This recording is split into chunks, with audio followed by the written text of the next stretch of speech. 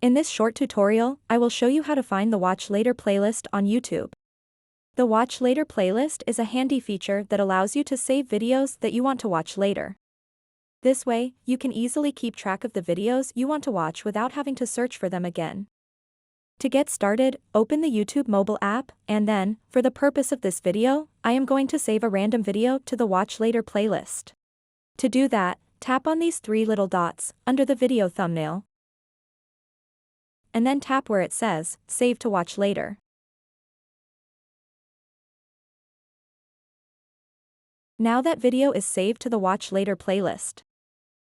To find it, tap on the U button at the bottom right corner of the screen. After that, you'll see a section called Playlists. Tap on the View All button.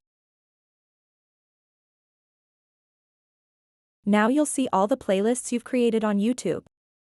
Simply tap on the Watch Later playlist. Now you'll be able to see all the videos that you saved to the Watch Later playlist. You can tap on any of these videos to start watching. This is exactly how you can find the Watch Later playlist on YouTube in 2024. So that wraps up this tutorial. If you have any questions about this whole process, please let me know in the comments section below.